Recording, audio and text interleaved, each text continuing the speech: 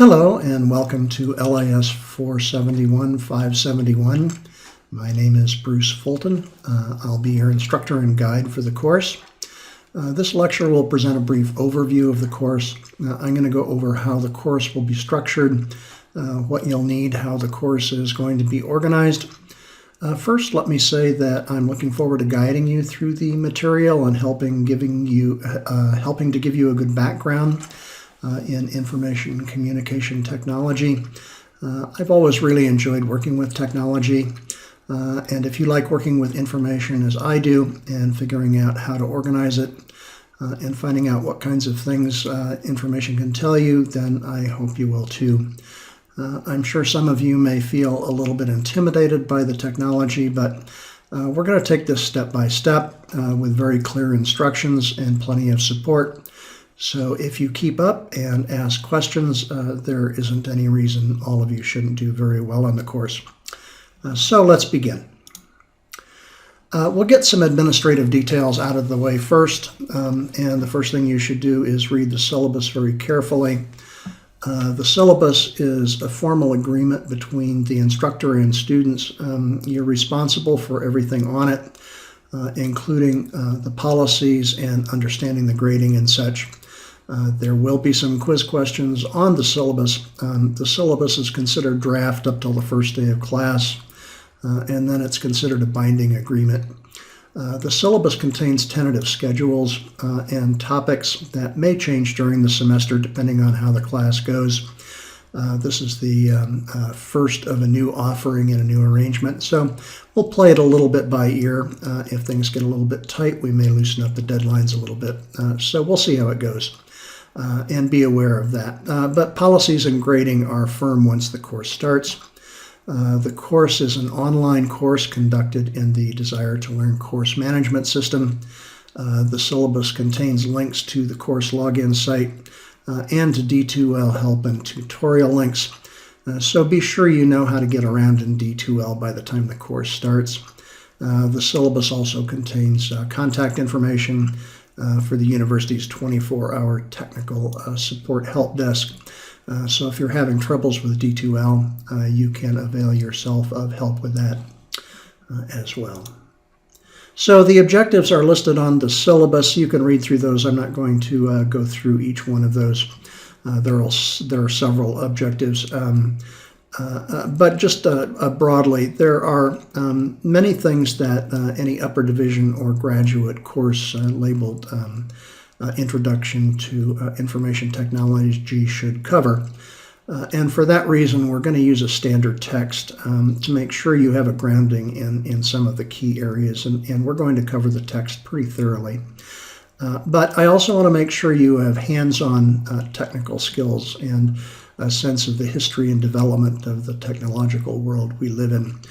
So the text is going to be supplemented by some additional hands-on exercises I'm going to give you, and also supplemented by additional labs and readings, and you'll find out more about those as the course unfolds. I'm requiring a textbook, Fluency with Information Technology, 6th edition. You'll need to be sure that you get that particular edition because some of the exercises that we'll be doing are drawn from the textbook. And you'll also need access to a student companion website. So if you rent or purchase it used, you won't have necessarily access. There's a code in a new version of the book that can only be used once. So if you rent the textbook or if you buy it used, there's an additional $24 fee to get at the Student Companion website, and you'll need to count on that. So keep that in mind when you go to purchase that.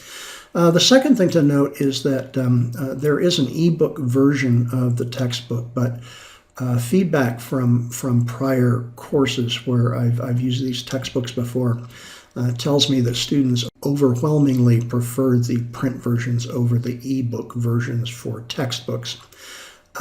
So keep that in mind. If you do get an ebook version, you're going to want to read that on a large screen monitor, such as your PC, or if you have a laptop with a big enough screen. There are a lot of charts, graphs, and illustrations in the book that are going to be difficult on an ebook reader. So keep that in mind when you make your choice. There are also two books that we'll read and discuss. One is The Innovators. This is by Walter Isaacson. He's the same guy that wrote the biography of Steve Jobs. And this is a very well-written, easy read book. A great history of the development of modern information and communications technology. I think you're going to really enjoy reading that. And then there's a shorter essay, Programmer Be Programmed, perhaps a little controversial, and I think you're going to enjoy debating that. So those are two books that, if you want to get those in ebook format, those are just a straight read. So that's fine. You can get any version you'd like of those. Finally, a lot of the exercises we're going to do, it's really important that I want to make sure, and some of you are already going to be whizzes at Microsoft Office, but I want to make sure you have those. So we're going to have some exercises in Microsoft Office. If you don't already have that, there's a free license for as long as you're a U of A student, so you can get that and install it. If for some reason you don't want to install it, then most libraries have copies of the full Microsoft Office suite. You can go to a library and use those for the exercises that we're going to be going through. So anyway, there's a link there to go get those if you want to take advantage of the free license. You might as well do that, even if there's something else that you might prefer using. Let's see, what do we have next? The calendar. So let's talk about how the course is going to lay out. There is a calendar and schedule, topical schedule. That's going to be in a course documents folder in D2L once the course opens. So you should look at that. There's some due dates in there. I would transfer those to your own calendar to make sure that you don't miss it. The course is going to open up a new unit each Wednesday. And at the very least, there's a module plan, a link to one or more video lectures. I'm going to try to open up each unit with a video lecture. The video lectures are usually fairly short. Most of the work is going to be in the textbook or in other things, readings that I'll point you to. And then we'll work in pace as a class. It opens up on Wednesday. I like the Wednesday opening. Some of you can work during the week. Some of you can only work during the weekend. So I open it up on Wednesday, and then things are due the following Friday. So that essentially gives you about a week and a half to work on each unit, and you can pace your own schedule according to that. I don't want to open up the module plans and lectures early. We work as a group. It's asynchronous, meaning you don't have to log into the class at any one particular time, but we do move as a group. So I don't want people trying to work ahead. You need to work in your groups and keep up with the class. So we have discussion and so on. That kind of keeps us all together. And so the module plan outlines the objectives for the unit, lists in detail what kind of things you're going to need to do, has the links to the readings, lectures, and so on, and a specific list of assignments that you're going to need to cover. There's going to be a quiz or exam every week. You need to take the quiz in the week in which it's offered because it closes at the end of the week. No makeups on that if you miss them. And all the quizzes are taken in the D2L quiz engine. I'll have more on the quizzes later. All assignments and discussions and quizzes and everything for a week are due the Friday after the Wednesday opens. I think I mentioned that. So you've got basically 10 days to complete each unit there. Grading, it's covered in the syllabus. I'll talk about it briefly here, and then we'll go over each of these components. There are 7 grade components. The first, the biggest point value of all of them are the weekly assignments. So there's something due every week. The module plan will lay out exactly what it is.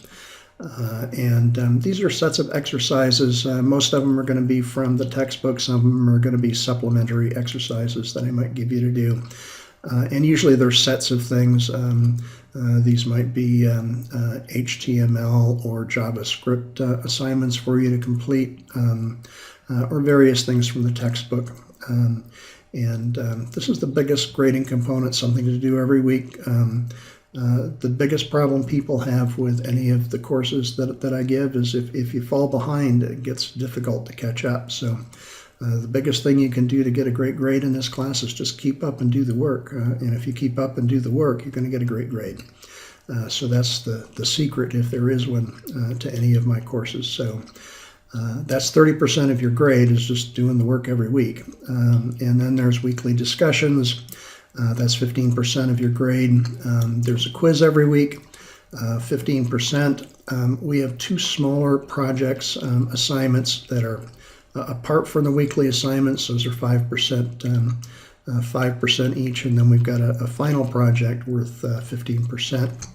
The final project for undergraduates, it's an individual project. For graduate students, it's a group project with some peer evaluation. And the details of that project will be announced once the course gets underway, so you'll hear more about that.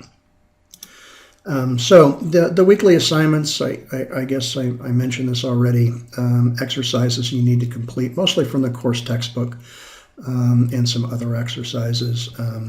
These are mostly just completion exercises. You know, you go through and create a web page or go through a JavaScript exercise, something or other like that.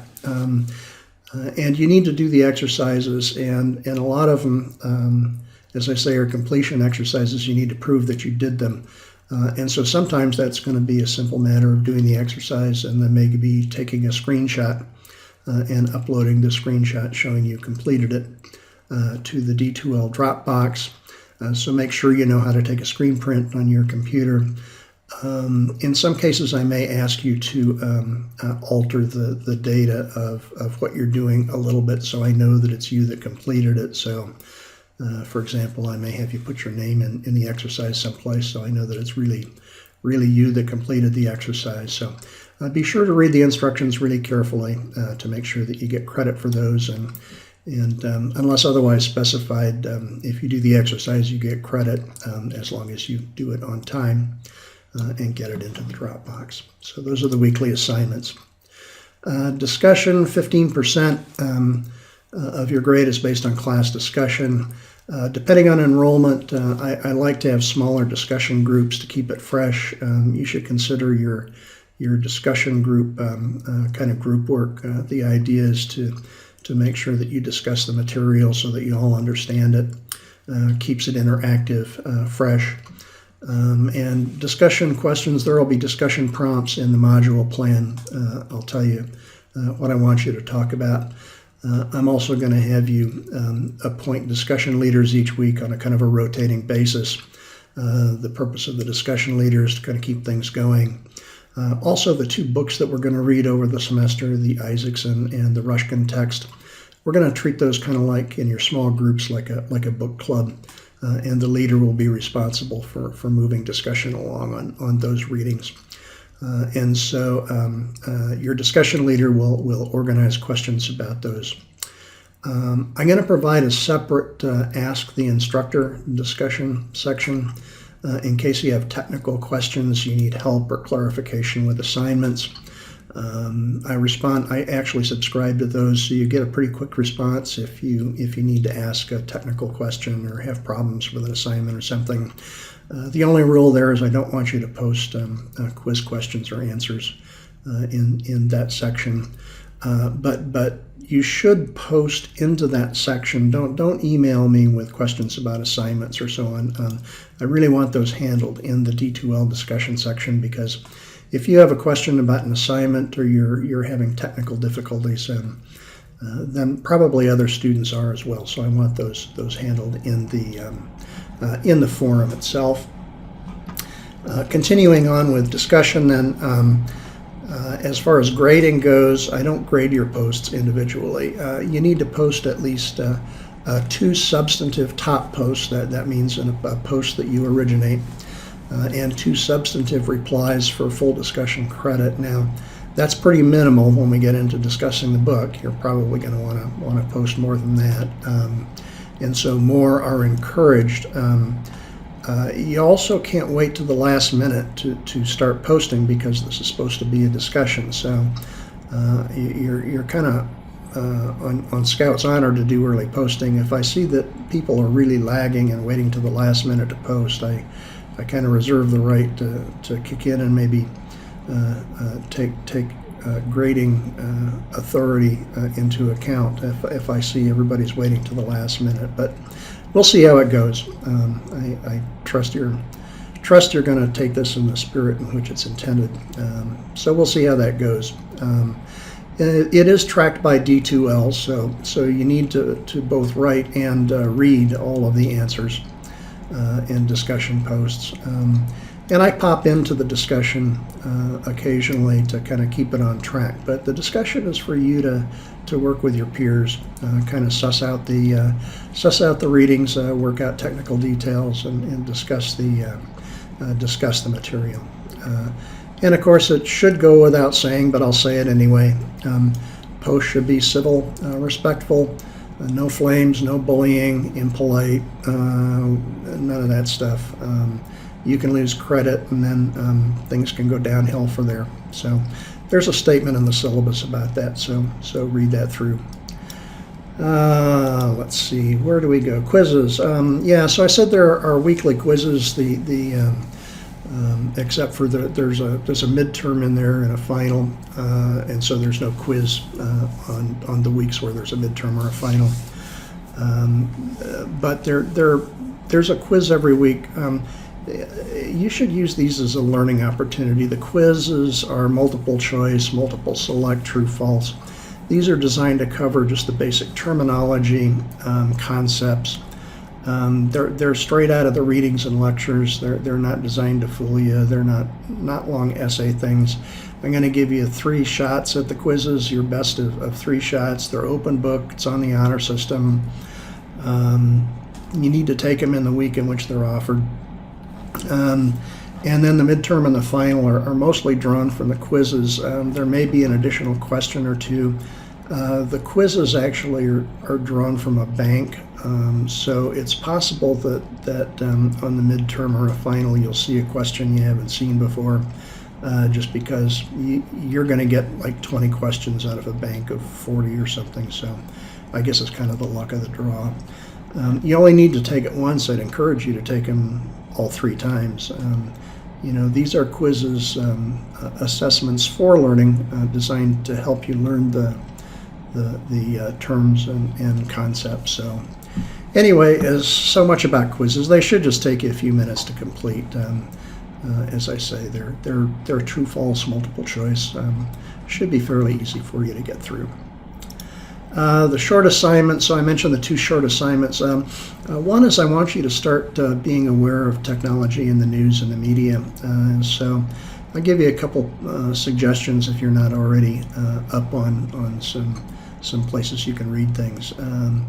But the first is a kind of a tech blog. I'll set up a blog area in D2L, or if you have a blog, you can use that too. But what I want you to do is basically bookmark an article each week, at least one a week, and then comment on it. Maybe 150, 200, 250 words. I don't know. Nothing fancy. And your blog should reflect some issues, some social, ethical, some impact. I don't want you to just summarize the article, the facts of the article. These need to be spaced out once per week. I don't want you to wait till the end of the semester and expect to do 15 articles. I want you to be reading about technology throughout the semester. You should see a lot of parallels with the things we're studying in class. And so I'll be checking those periodically to make sure you're kind of spacing those out. And then the second assignment is done earlier in the semester. I'll post the due date in the schedule. But what I'd like you to do is search for job postings in the tech sector. You'll look at 4 different job postings, and you'll review the particulars, what education is required, what the skill level is, what the pay is, and so on. If you're a master's student in the Library and Information Science program, I'd like you to focus on those kind of institutions, libraries, museums, archives, technologically focused jobs in those institutions, especially in places where you think you might like to work. There will be more details on the assignments posted in content in the course documents there. And so that'll be due earlier in the semester. And so I think that's probably enough to get you started. That lets you know how the course is going to lay out. Course opens up in D2L probably a few days in advance of the first day of class. You should post an introduction. There's a discussion area for introductions. And the first unit opens on the first day of class. We start right in on the first couple of chapters based on the number of chapters in the book. We'll be doing a couple of chapters a week, almost in the textbook, and we'll start out the first week. And the first quiz will have a couple of questions on the syllabus, so be sure to read the syllabus. You'll need the textbooks. The first week, you need to get Microsoft Office installed or be able to get to it at a library. So I guess that probably covers it. If you have any questions, there is that Ask the Instructor section you can post into the class. So I'd like to thank you very much for watching. I look forward to working with all of you in the coming semester. Good luck.